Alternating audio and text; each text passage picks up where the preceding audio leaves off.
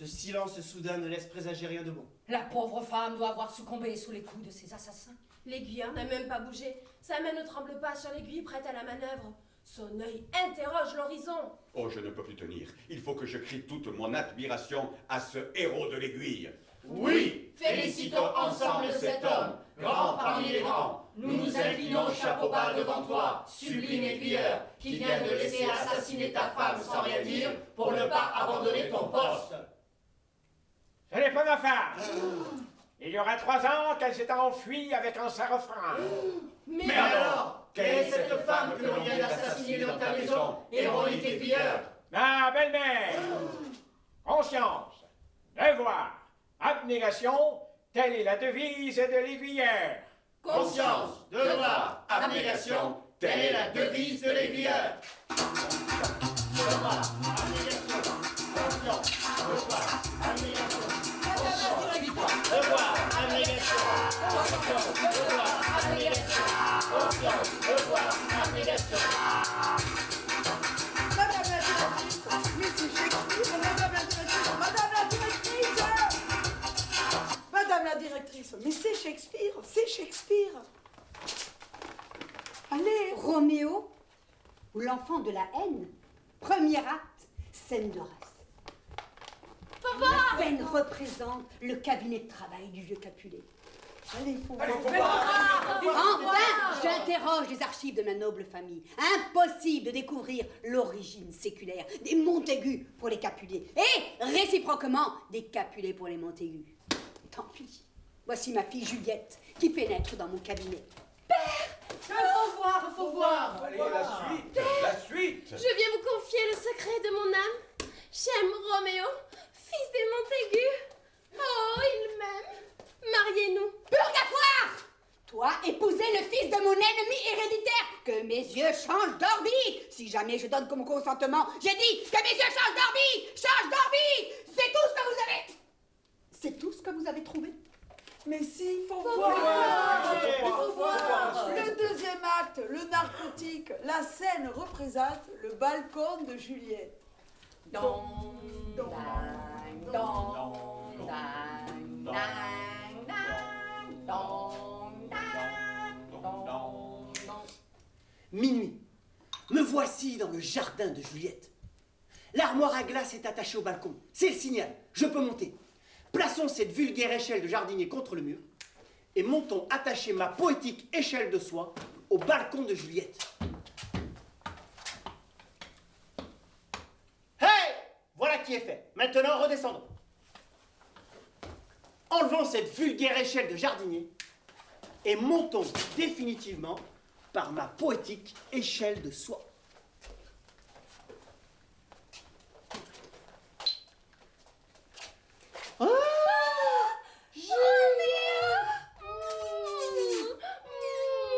Roméo m'aurait du tout.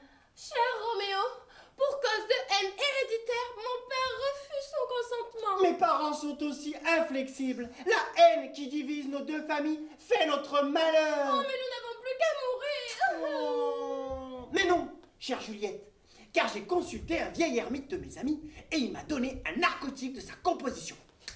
Je ne comprends pas. Tu vas comprendre, chère Juliette. Ce narcotique que nous allons boire nous endormira pour une 60aine d'années et nous donnera l'apparence de la mort. À notre réveil, la haine de nos parents sera sans doute calmée et nous pourrons nous aimer en toute sécurité. C'est merveilleux. Mais oui! Mais Roméo, si je comprends bien, puisque nous avons 18 ans aujourd'hui, à notre réveil, nous serons âgés de... 78 ans. 78 ans. Oui, mais ce merveilleux narcotique conserve la jeunesse. Nous serons aussi jeunes et aussi beaux qu'à présent. C'est merveilleux. Buvons. Vivons. Mais auparavant, déposons cette lettre sur la cheminée dans laquelle nous demandons à être ensevelis ensemble. Ok. Buvons. Vivons.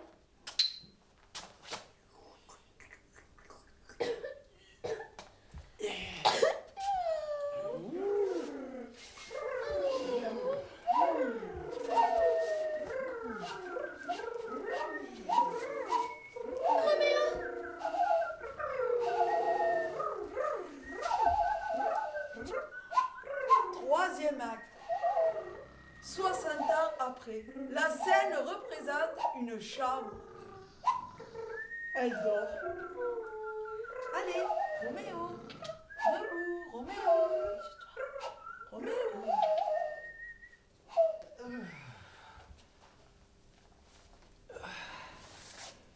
Tout s'est bien passé. Nous avons dormi 60 ans sous l'influence du narcotique. Juliette! Juliette! Réveille-toi, Juliette! Juliette! Juliette! Oh, Roméo. Ma Juliette! C'est merveilleux. Nous sommes aussi beaux et aussi jeunes que le jour de notre mort. Nous allons pouvoir nous aimer librement. Les Capulet et les Montaigu se sont massacrés jusqu'au dernier. Nous sommes les deux seuls descendants de nos deux familles ennemies. Non, Roméo. Non? Car je vais être Mère! J'avais oublié de te prévenir.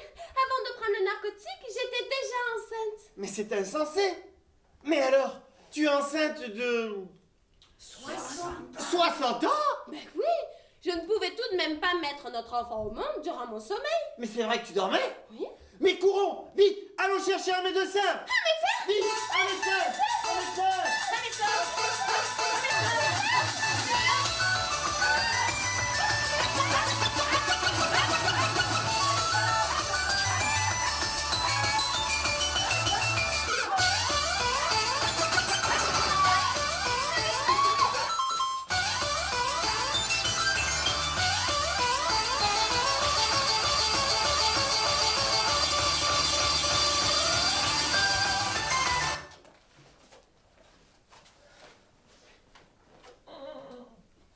Quatrième acte. L'enfant de la haine.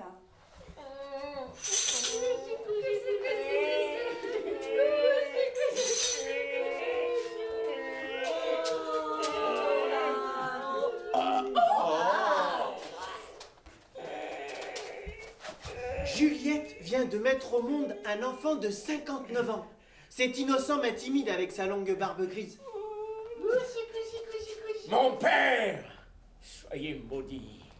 Ma mère vient de me raconter l'histoire du narcotique. Grâce à votre ridicule invention, j'ai langui triste et solitaire dans mon obscure demeure. Et grâce à votre amour égoïste, j'arrive au monde à l'âge où l'on est prêt d'en sortir. Et, suprême ironie, j'ai l'air d'être le grand-père de mes propres parents. Pardon, mon fils, pardon. Non! Soyez maudits! Comprimé pendant 59 ans dans le sein de ma mère, je n'ai pu me développer normalement. Seules les rides de mon front se sont creusées d'année en année. Seule ma barbe a poussé et blanchi. Soyez maudits! Pour infliger à un sexagénaire l'humiliation de se voir emmailloté dans des langes de nouveau-nés. Mais je t'aime malgré tout, tu es mon fils, mon sang, le sang des Montaigu. Il a dit Montaigu. Ce seul nom me fait vibrer de colère. Je me sens pris d'une irrésistible envie de carnage. Ah! Sus au Montaigu! Mort au Montaigu! Ah, mon fils, tu m'as tué. Je vais mourir dans quelques minutes. Ciel, que se passe-t-il? Je vais mourir, chère Juliette Capulet. Capulet? Il a dit Capulet, ai-je bien entendu? Ce seul nom me fait bouillir de colère! Ah! Mort! Mort au Capulet! Oh, l'approche de la mort me donne une grande lucidité. Nous sommes victimes de notre fatal amour. Notre fils a par toi du sang des Capulet dans les veines et il n'a pas supporté la vue d'un Montaigu. La haine de race s'est réveillée en lui. C'est pour ça qu'il m'a tué. Ah! Fatalité! L'enfant possède aussi par toi du sang des Montaigu dans les veines. Et il m'a étranglé par haine de Capulet. Ah! C'est horrible! Les sangs ennemis des Montaigu et des Capulet se combattent en moi. Mort au Montaigu! Mort au Capulet! Fatalité! Fatalité! Fatalité!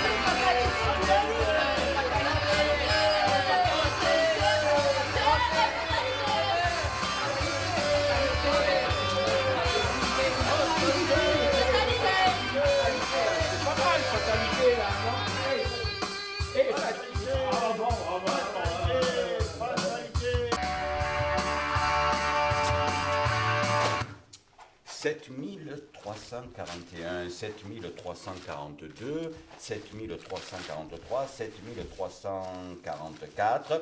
Tout y est. J'enveloppe l'armoire à glace dans ce vieux papier journal. 17 625, le compte y est. Mettez comme d'habitude la table de nuit dans votre par-dessus et partons. Faire ramasser, maladroit. Mais vous n'avez jamais rien su faire de vos 11 doigts. Est-ce ma faute, madame, moi, si la nature m'a gratifié d'un doigt supplémentaire? Taisez-vous, orgueilleux, pour avoir un doigt de plus que les autres. Vous n'en êtes que plus paresseux. Taisez-vous, tête d'épingle, tête d'épingle, ou tête d'épingle. Tête d'épingle, tête d'épingle. Cette insulte, madame, a le don de m'énerver au plus suprême degré.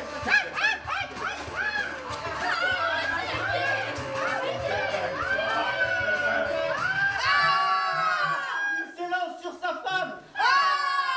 Il lui baisse le nez avec un casse-noisette. Il lui ferme la bouche avec une pince à sucre. La maîtresse femme tombe étouffée. On ne devrait jamais se mettre en colère. Tâchons de réparer ce mouvement de mauvaise humeur. Il prend une scie. Il coupe sa femme en morceaux. Et regardez, il enveloppe les morceaux dans du journal. Ah ben, merde alors.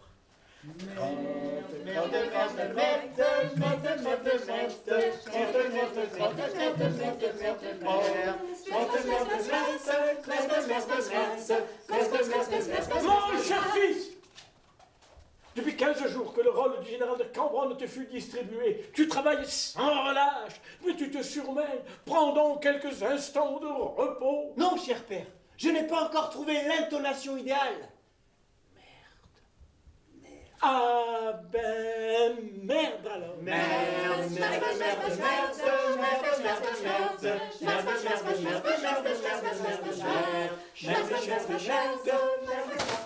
Il s'agit maintenant de disperser les morceaux de ma pauvre femme dans différents quartiers déserts.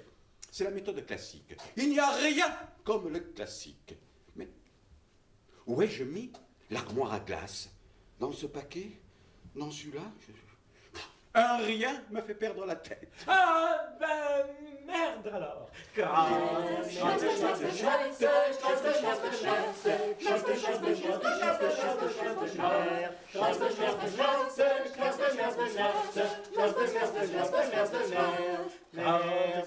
Mon cher fils, je t'assure que vraiment tu es trop difficile avec toi-même.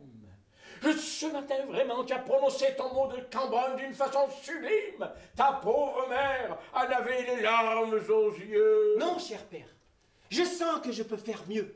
Je n'ai pas encore donné ma mesure. Permets que je continue l'étude de ce rôle. Il y a mille façons de prononcer le mot légendaire. Mais quelle est la meilleure? Quel était l'état d'esprit de Cambronne lorsqu'il a prononcé aux ennemis ce mot qui l'a immortalisé? L'a-t-il prononcé avec colère, comme ceci? Merde! Ou alors, l'a-t-il prononcé avec ironie, comme cela? Merde. Grave. Ou encore, l'a-t-il prononcé avec éclat, comme ceci? Merde! Ou encore, l'a-t-il prononcé avec dédain, comme ceci? Merde. Grave. Ou encore, l'a-t-il prononcé avec désespoir?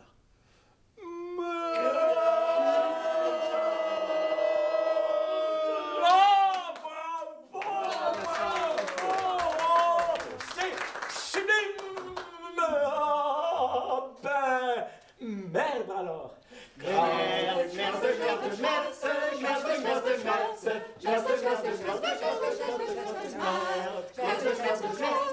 Alors là, c'est incroyable. Il y a encore cet auteur, vous savez, ce Camille, qui n'écrit que des textes ineptes, qui vient de m'envoyer sa dernière pièce. Boum, mais voilà! Boum, le voilà! Un chef-d'œuvre. Si, je vous le jure, je tenais à vous le faire lire. Ça se passe dans une boutique de naturalistes. Vous savez ce que c'est, un naturaliste? C'est celui qui empaille les têtes de taureaux, de chevaux, de lions, toutes ces merveilles que l'on met au-dessus des cheminées. Donc, ça se passe dans une boutique de naturalistes scène de la vie courante, comme si on allait couramment chez une naturaliste. Premier acte, le théâtre présente une boutique de naturalistes, le naturaliste seul. Premier acte, clap. Ah, voici un client. C'est tout? Deuxième acte, clap. Bonjour. Que désirez-vous, cher monsieur? Je voudrais me faire empailler. Hein? Oui, je payerai bien. Passons dans votre atelier. Troisième acte, 1 heure après. Allez, costume. Mise en scène.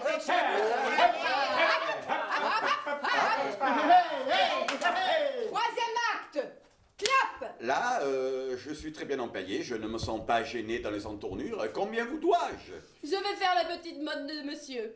C'est égal, monsieur peut se vanter d'être un fier original. Pourquoi? Pour s'être fait empailler, parbleu! Mais j'ai remarqué que les animaux empaillés se conservent indéfiniment. Donc, je tiens à me conserver indéfiniment. Voilà tout.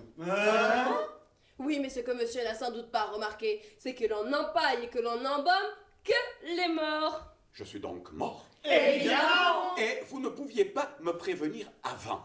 Et c'est avec des textes aussi grotesques que ce fou de Camille espère se faire inscrire au répertoire de notre théâtre.